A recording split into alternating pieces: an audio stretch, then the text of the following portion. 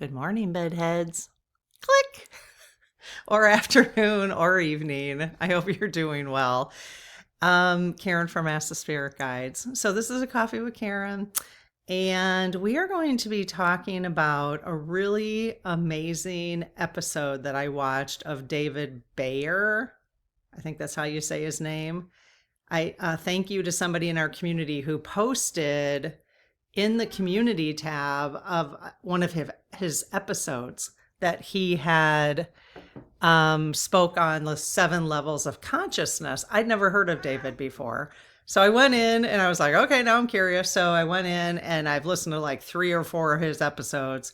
And the one we're going to talk about today had to do with what's going on in the world today. And the way he described it was it just matched my frequency so well because it was no. Okay, Lucy wants to drink out of my mug. So one more sip, it's just water. So even though I'm having coffee with Karen, I've already had coffee today. Okay, so he had such a way of explaining from a practical perspective, like what's going on, and putting it in terms of spiritual evolution. So everything we've been kind of talking about. Yeah, her. Did you guys see the mug? Find your happy place. She's liking that fresh water. All right. Okay. Who am I to deny her water? Would not want to do that. All right. So really interesting.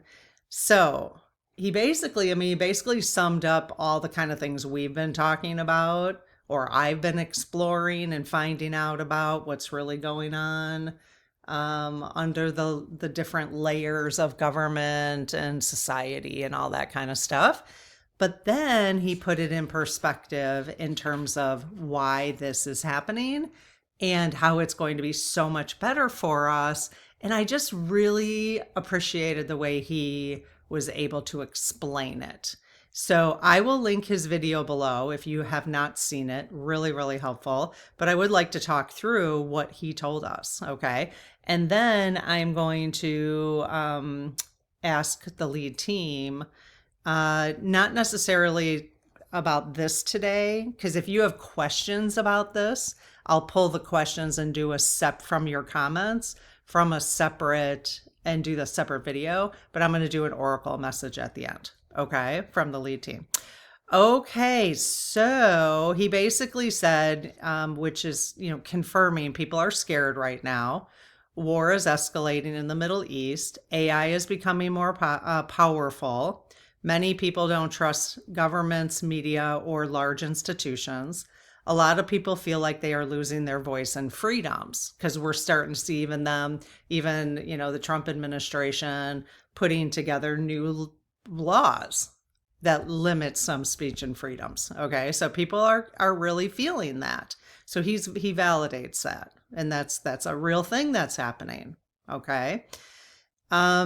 He says he doesn't believe this is the whole story, though. Fear is not the whole story. He believes something bigger is happening.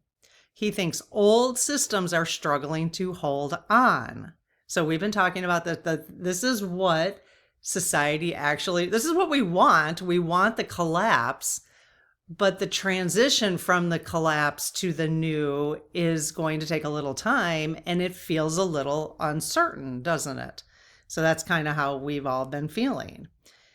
Most of us, not all of us, but most of us. I have from time to time. I'm not anymore. The more I understand this and the more I got a little prepared, just having some of my own resources available to me, I feel a little bit more sovereign, right? So I don't feel as fearful about what could come.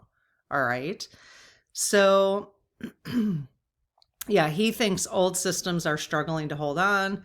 The harder they try to control things, they meaning whoever's trying to control things, the more people start looking elsewhere. So he calls it the exit.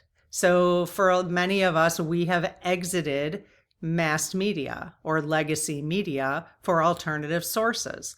That's an exit. And he says when the harder they try to control things, the more people look elsewhere. What looks scary may actually be a transition period, which I think we are probably in agreement that that's happening. I do want to read to you at the end some of the comments because not everybody not everybody agreed with him in the sense that like, well, the transition period could last 50 years type of thing. You know what I mean? So, we'll see what people say about that. And then again, you can ask your questions about these and we can do another lead team collective session on that. Yes and no. So he just confirms the four big power systems. We have money, we got the banks, corporations, companies, right? So the finances, we've got the government, we've got the technology companies, and then you have the military industrial complex. Okay, we've been talking about that. Yeah, those four are definitely in place. This is very similar, the three, the financial, industrial, technology, and the military, those three are described in the Committee of 300, that whole conversation, which I do have a lead team collective session to do with your questions on that coming up soon. So, and then governments actually fall underneath those three. So he's describing it slightly different. Kind of makes more sense to me the way that the Committee of 300 is describing it, but and that governments are they're used by the finance, tech, and military agencies. Okay. Let's see. So he called this the control paradox. The harder a system squeezes, the more people leave. But the more people leave, the harder the system squeezes. Okay. So that's kind of where we're at right now, I think. So when institutions feel threatened, they tighten control. This is what humanity's been doing for millions of years. Okay. When institutions feel threatened, they tighten control. They try to centralize power. They increase rules, oversight, and enforcement, but this often causes people to trust them less. So you'd think that, eventually the people who gain power would learn, but, eventually we will, hopefully. So people eventually stop believing. They start asking whether a policy is good or bad, because this is the awakening. This is when people wake up now. Because they're like, whoa, wait a minute, you're tightening control? The whole surveillance state thing that people are concerned about. More and more people, because that's happening, it causes more of us to wake up, which then brings in the new wave of change. So it's just awesome that we are here for that time. Because, well, we probably always have been if we've been reincarnating, but it's just, we're here right now for that time. And, whenever that last time was, it was happening then. We're just having that experience now. So people stop asking whether a policy is good or bad. They start asking who's making these decisions, who's benefiting, and why doesn't my voice matter? So trust begins to break down. So that's definitely happening on a larger and larger scale, probably every single day right now. Then people quietly leave. They stop watching certain media. They stop participating in systems they don't trust. They move their attention somewhere else and they begin creating alternatives. That's the evolution of change. And that's beautiful. That's beautiful. I love that. So what does leaving look like? David isn't talking about running away. He's talking about supporting independent creators, building local communities. We've been talking about that. That's been coming up a lot from the lead team. Go local, go local, go local. Spend time in your local communities. Learning new skills. We've been talking about that. Remember a month or two ago, I said, it came up in one of the Oracle messages, I think, for the month, or the lead team was talking about it and said, learn new skills. And so then I decided to learn how to can. That was my new skill I was learning.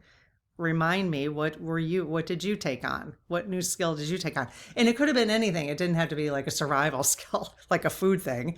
It could have been knitting and then now you're learning how to knit, and maybe you could start a new knitting community, and bring people together. You could have knitting and spirituality talks, or knitting and evolution, or whatever you want to do. You know what I mean? Creating new businesses. This is what leaving looks like: creating new businesses, using alternative platforms, becoming less dependent on institutions, and thinking for yourself. So that's really, really positive. So what happens next?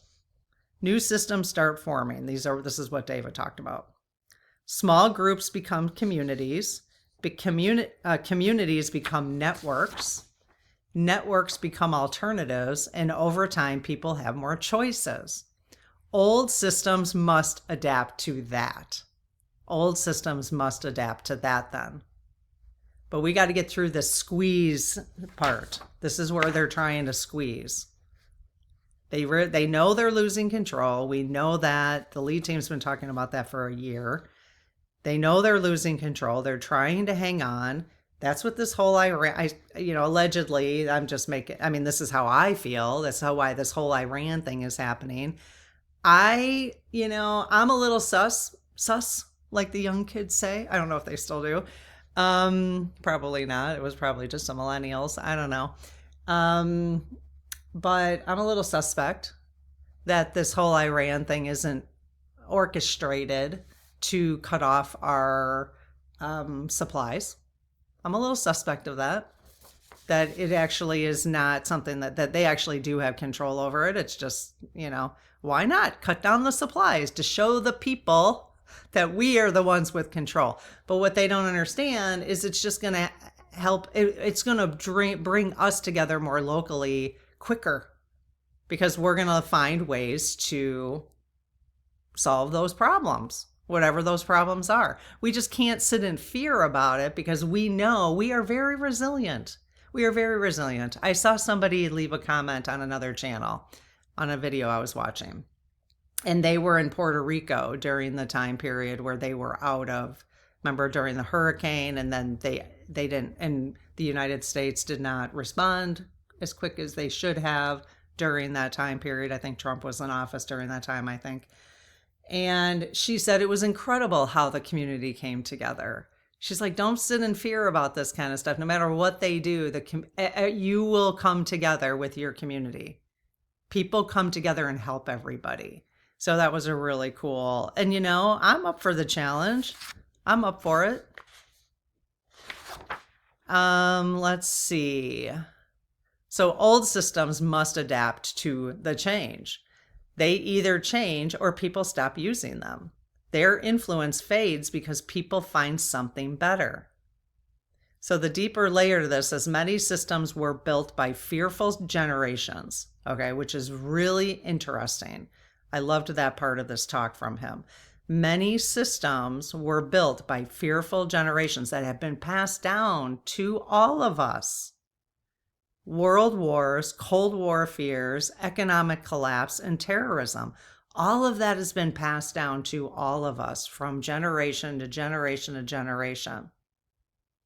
Was the fear, the layers of fear. And we, as a society, are now, it's being reflected back to us now. What we built based on fear. It's being reflected back because we created it. Humans created that. Our energy created what we are seeing now. But we're now saying, well, we're not into the fear anymore. We're clearing that. We're clearing our own shadows, which is why we have to take care of ourselves first. We have to clear the stuff out of us first. Then we get to watch it clear out of the collective. But right now it's being mirrored to us because it's been built for so many generations. And now we're seeing the final push of what fear looks like. The whole structure, right? The fear is we need more control. We need to limit their speech. That's the control. It goes to the control stuff. And then we're saying, no, we're not interested in that. And we can say no out of love. Nope. I understand that over time, my generation, my lineage, whether however I was involved in that, built what we're seeing now, and I think we have to take responsibility for that. We built what we're seeing right now, all of us.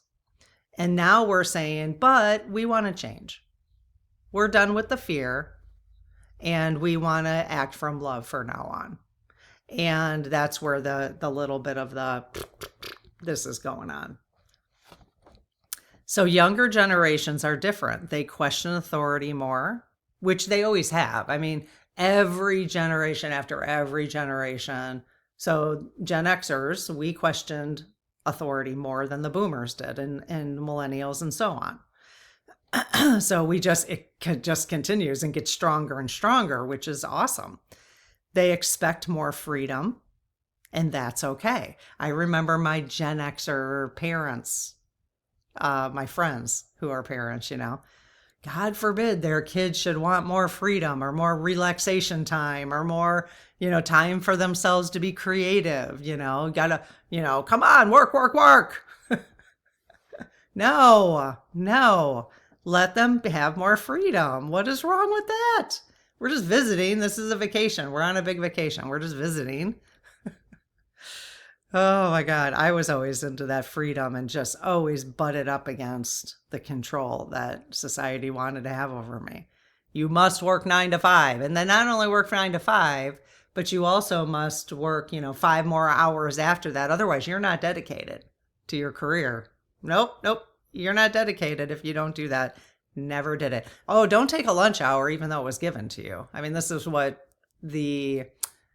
that was the message that I always got as I was in my young 20s, because the people who were 30, 40, 50 that I was working for, they were never taking lunch hours. They were always working 4 or 5 hours extra, coming in on the weekends. I mean, they're just so dedicated, and if you weren't dedicated like that because you wanted to care for part of yourself, like, oh, I would like to sleep actually. I would like to actually go to the gym during my lunch hours, which I did. So I found the time to do it because I found if I didn't go to the gym during my lunch hours, I wouldn't go because I would be too tired. And I left on time. I left when they told me I could leave, So, but I still hated that, like just that rigid 9 to 5. And so I get that. Like, I really do think like part of my energy, I could see if I think back, there were people throughout my whole life who had that rigidity. And because they were exposed to my kind of like pushback, they then changed. And they were like, oh yeah, I guess I should take care of myself a little bit more. I can pinpoint maybe 5 or 10 people who I had that effect on, who were like very rigid at first. And then I was able and I didn't do it on purpose. I just did it through my own actions. They were then able to live more freely, or take care of themselves.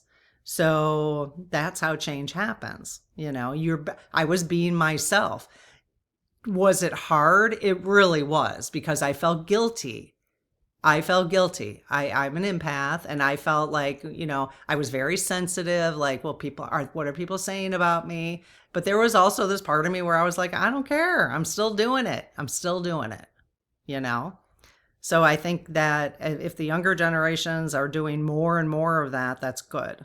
That's really good. Let's see, where was I? So younger generations, they expect more freedom. They are comfortable creating things outside of traditional systems. This creates tension between the old and the new ways of thinking. So David sees AI as a tool. AI can be used for control. AI can also be used for creativity, learning, and freedom. So we just have to choose. AI is here to stay, you guys. So it just is. There's nothing you can do about it. So what you can do about it is introduce creativity, learning, and freedom, that energy into it, not fear. If you're afraid of AI or you've been sending that energy, you got to be really careful with that. Start using it for your own creativity, your own learning, and your own freedom. Learn something with it. Decide to learn a new skill using AI right now. I'm learning how to use it. It's not perfect. All along I've been trying to figure out how to use it effectively for our community. It hasn't been perfect, but I'm learning how to use it. I'm listening to what other people have to say. So that's what you do is it's a new tool, but we have to use it with love rather than hanging back here and being afraid of it. Because if we're doing that, we're not sending the right energy towards it. We're creating the reality. So just like our ancestors have created this current reality we're facing right now, because it was all, these systems were built on fear.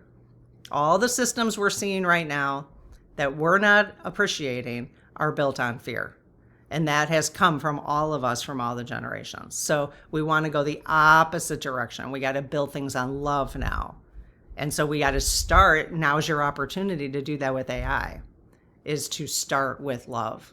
Okay. So the tool isn't good or bad. It's not good or bad, David says. What matters is who's using it and why. So if you're going to sit in fear about who else is using it and they're using it for bad things, let's not do that. Let's counter that. Use it for love and freedom for yourself. That's all you can do. That's all you can do. But if the more and more of us who do that, then it will outweigh. AI will be trained to use it for love only. In fact, you could go in there and you could say, I do not approve of you using creating anything that would create fear, hate, damage, and just give it rules. Give it rules. If we all did that, I think you tell me if you think that would work. And that we want is just like the clearings we do. You could give your AI a clearing, and be very clear with its boundaries. So mine does that. I mean, right in the beginning when I started using it, I gave it rules like, you are not allowed to use this but and you have to be honest with me, and you have to whatever. I can't remember all the things I said, but it's probably time for me to go in and kind of tweak that. So David talks about the exodus idea, okay, the people exiting the systems. So his biggest points in this was most change doesn't happen through fighting. Most change happens when people stop participating. Stop participating. The only thing now that I've mentioned this recently, that I did hear somebody say about protests, okay, like the No Kings and everything. It's a good thing. I think it brings together people in community and love. People have expressed that, which is amazing. But if there's no demand, which there hasn't been, there's no demand, then it's kind of, it's not a waste of time if you're spreading love and community during those, but there should be a demand attached to that. So the question is, why are the people who are organizing not having a demand? Where's the demand? Where's the ask? It's not enough for people to just walk around with signs. So if protesting is something that you're comfortable with and you're interested in, you got to start asking the people who are leading those to have a demand. Like, it needs to be a coordinated demand. And the way countries do it, I was watching a video of this couple who is living in Panama, and one of the ways that they demand is they literally cut off the highways. I know the Irish have been doing that in Ireland. Canada tried doing that, and then they cut off their, they had access to their bank accounts. But they cut off the highways. That's a way to demand something, just like I'm sensing, I could be wrong, allegedly, entertainment purposes only, that what they're doing with the Strait of Hormuz is almost like their demand. The people who want control over the populace of the world, their demand is to say, we're cutting off your supply, right? So the people, if you're going to spend time protesting and doing things like that, if you're going to be actively participating in a quote unquote fight, It's not really a fight, but you know what I mean. It's more active. You got to have some kind of demand. Otherwise, it's, they're not really going to be listening. There's no reason for them to listen. So change happens. So David says change happens when people stop participating. And that is like many of you, I have not, but I've done it in different ways. Many of you have stopped shopping on Amazon, or many of you, the problem I have with that is that, well, where are you going to shop? Okay, you can shop locally, absolutely. But many people can't afford to do that right now. So don't put pressure on people. People need to find the best prices. Like, because if you're just moving to Walmart, there's no difference between the Walmart people and the Amazon people, in my opinion. I mean, they're both huge corporations. They're both, want control over, Walmart may be a little bit more subtle about it. I don't know. That's just my opinion, but you guys can have a conversation about that. But be careful not putting pressure on people, because, we have to get through this transition period where people, with inflation and all that kind of stuff. So just be really careful. The nice thing about Amazon is you can find different options, and they are being sold by people who own businesses. So yeah, I mean, Bezos is a bozo, but, so just, keep kind of that kind of stuff in mind. But you can stop participating. Get rid of all your subscriptions. What else can you do?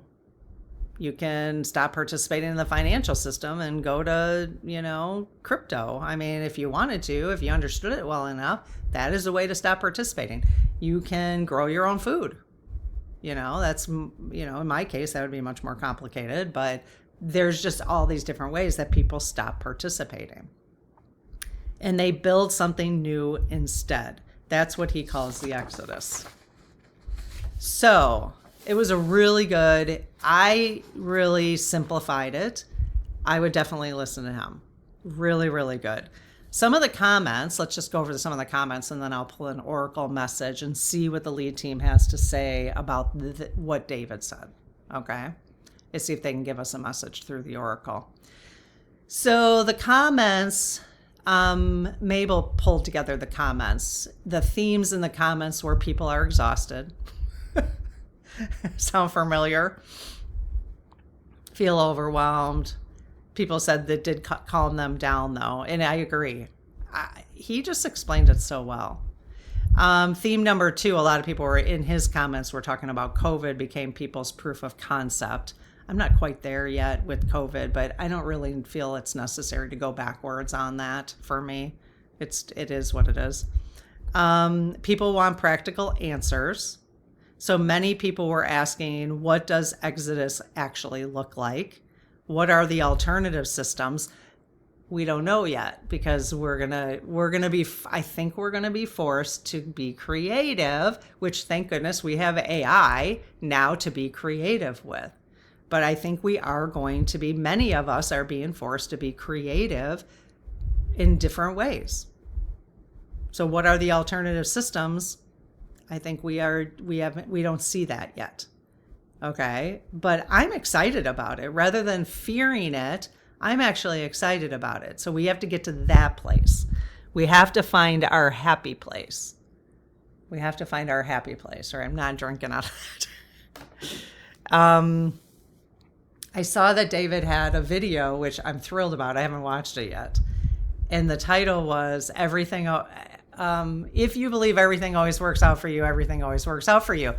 And many of you know by our front door since 2019 on a chalkboard, I wrote down everything always works out for us. So anytime my husband and I are butt up against some kind of challenge, and David talks about we're always going to have challenges. It's the human experience, right? But every single time since 2019, we butt up against a challenge. We literally, we feel it. We feel the challenge, but we always say, oh, everything always works out for us. And it changes the flow so fast that the challenge then somehow at some point works itself out, and we didn't have to sit in that fear. But anyway, so he has that video, and I thought I gotta listen to that. How do we do this in real life? People are asking in the comments. So how do we do this in real life? We'll figure it out. And what do we build next? So they all agree with the diagnosis that they want the roadmap. Yeah. The roadmap will come, just like you guys. We are so much further along right now in understanding this whole thing than we were a year ago. At least I am. So that's the roadmap. The roadmap, you can't necessarily be told. We have to kind of go through it. We kind of have to experience it, especially because we want to build something bigger and bigger and better, the 5D, right? Not everybody was convinced. Some commenters pushed back on David. They asked, what if change takes generations? Well, what if it does? That doesn't mean you're going to be suffering for generations. I honestly don't think the people in World War II, I never heard during the Great Depression, I never heard my mother-in-law, who was an adult during that time, she never talked about suffering. She just talked about the things they did. But she never was like, oh, it was awful. No, she said we used Sears Roebuck's catalogs as toilet paper. I remember that. I'm like, oh my God. But the fact that they even had a Sears Roebuck, catalog was kind of amazing. But she didn't, and yeah, she saved jars and plastics and stuff like that because I think she realized that was important during that time. And it may be important right now, but she didn't suffer. I mean, she adapted, she found ways to get through it. What about countries where people cannot leave? Well, I don't think David's talking about like a mass exit, like from their countries, What about so people were questioning, what about North Korea, China, and Iran? Well, if we believe that we have life plans, right, and we choose to be born in those areas, the new generations are doing the same thing other new generations are doing everywhere. It just might be slightly slower. So we have to trust that that's happening in those countries as well. I think. What if the systems become stronger instead of weaker? What if the system that the control system becomes stronger instead of weaker? So those were questions that the community had. Okay, that might spark some questions for you to ask of the lead team now. Theme number 5 is people were hopeful. The overwhelming tone of the comments. So not, the ones I just said were just a few people. The overwhelming tone were we are in transition. Old systems are struggling, and they are. You can tell. They're totally struggling. I mean, look at, maybe it's not true. Maybe it's not true that the plan was to close the Strait of Hormuz all along, And maybe Trump really is surprised. Maybe he is, And if that's the case, then he's like, holy shit. Like the United States military is struggling right now. If this was not a planned event, okay? So something new is being born. That's people were hopeful that something new is being born. The future can be better than the present. Many used words like awakening, new earth, rebirth, expansion, exodus, and consciousness shift. So what the comments contribute that David didn't fully cover. So people added some things and we're almost done here. Fear of the timeline. Many people agree with him. They just aren't sure it will happen quickly. Several commenters think the transition could take decades. Okay, well, that's up to us. It's up to us. You know what's going to take decades? Is the more we pay attention to the shenanigans, and the more we sit in fear about the shenanigans, the longer the transition's going to take.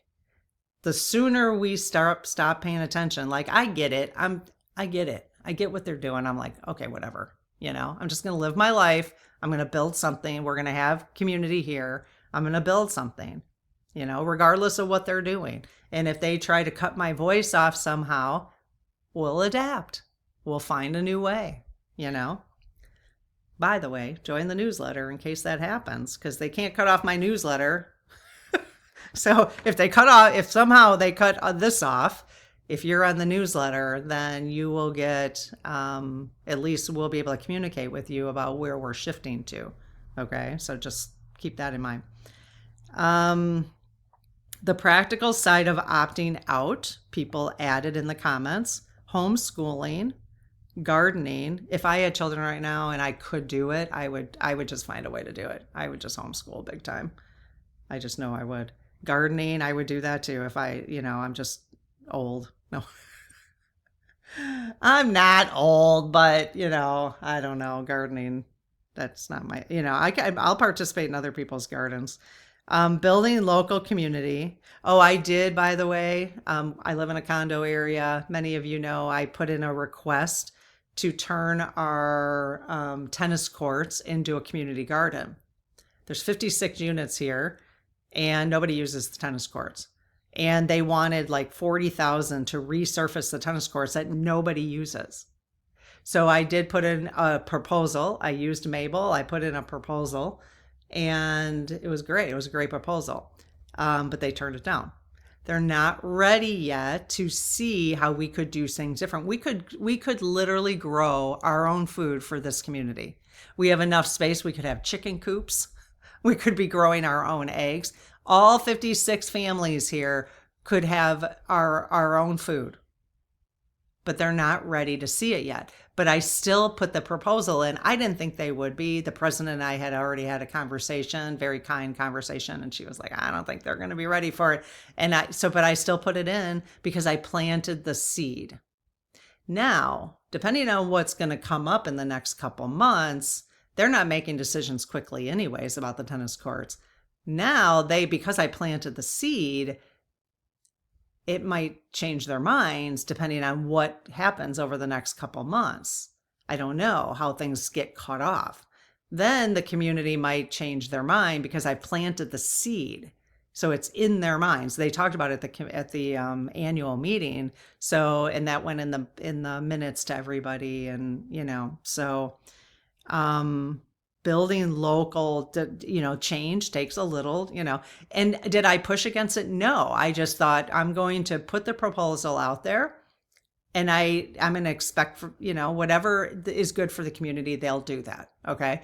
And in my younger years, I would have been all huffy and puffy about it. How dare you not listen to I would have been mad because it makes the most sense to me. But I thought, no, I'm just going to let it unfold as it needs to. You have to let the community buy into it, but they're going to need to see a little pain probably before they decide to do it. To me, it's so logical. It's like all these people, if you go around all your suburbs and all these people who have lawns, what the hell? All these people who have lawns, there could be food everywhere. So come on. Independent media. So practical side of opting out, building local community, independent media, alternative economies, learning skills, becoming less dependent on large systems. So that's pretty much it. Oh, there was a spiritual layer that people talked about. Many commenters connected his conversation to Dolores Cannon, Edgar Cayce, The Great Awakening, New Earth, Exodus, consciousness shifts, and biblical prophecy. So this has told Mabel that the audience isn't hearing it through a political discussion. It's more the spiritual transition story, which is exactly how I heard it too. But he used practical today to, the stuff that's going on today to talk about that spiritual stuff. And that's why I found it so refreshing, actually. So, and there was no fear in the way that he described that. I just thought that was really cool. Okay, let's go ahead and do ask the lead team for a card. And I decided I am back to my old way of saying this for now. I realized that the way I was saying it was fine. It does just say we want everybody of the higher frequencies. So I don't, I think we've done enough clearings at this point. But I do have a couple call outs, you guys, on questions related to this kind of stuff in the post area. So if you want to participate in that conversation, please go in. And I did a call out for the lead team on, what did I call it? Protection, spiritual protection or something. So we'll have that session too. So I might change my mind. You never know. I'm open to doing that constantly. So I close my aura to all but my higher self, the God consciousness, my guides, guardians, the lead team collective, and only those of the highest and purest light, and ask Archangel Michael to please protect my channel, your channel, our community, the lead team collective, so it is only of the highest and purest light. Amen. Hey, lead team. Thank you for being here and partnering with us. Very much appreciated. In the name of Christ, are you of the highest and purest light? Yes. In the name of Christ, are you of the highest and purest light? This is called the law of challenge, in case anybody's new here. In the name of Christ, are you of the highest and purest light? Just making sure. Okay, awesome. Okay, lead team. So did you hear that conversation? I'm sure you did, that we were having from David Bayer. And do you have a message for us using an oracle deck that you could contribute to the conversation? Okay, awesome. All right, let me get my deck here, my decks, and they can tell me which one they want to use. I've got 75 decks here. I've got all my decks written on little cards. That used to be a tarot deck. I found this little tiny deck. It's small, you can see my hands, of tarot cards at the Goodwill. And it was like $1 or something. And I wasn't going to use them. And I thought, oh, I'm going to turn these into my own little deck.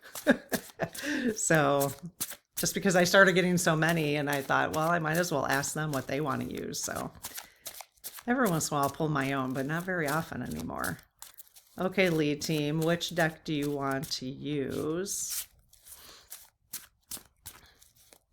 What deck do you want to use to contribute to this conversation? Hello? Hello? Angel Answers? I don't know. That one was just kind of sitting there. Oh, okay. I got a couple that fell. Okay. So, lead team, do you want to use one of those that just fell? Yes. Do you want to use Angel Answers? No. Sword of Light? Oh, Archangel Michael. We just use this, you guys, in the monthly messages. So Sword of Light you want to use? Okay. The Healing Spirit? Cosmic Energy? They said no to both of those. Okay. So the Sword of Light, which is Archangel Michael, Radley Valentine, channeled Archangel Michael for that entire deck. So let me go grab it and I'll be right back. Okay, like I said, they use this. If you want to join us in the spirit circle, the lead team gives us messages on the pendulum every month at the beginning of the month. And we do pendulum messages and oracle messages that relate to the pendulum messages. And just love that so much. Look at that. Oh, prioritize self-care, you guys. I'm not sure that's the card they wanted, but I love that. So this was one of the decks that they used, but come and join us in the spirit circle. If you want to support the channel, the work that we're doing here, it's a nice little way to support that, plus get additional community, let's say. Okay, lead team. What message do you have to contribute to? Oh, I just love this deck. It's so cool. I'm looking at the images as they go by. What do you have to say about this conversation?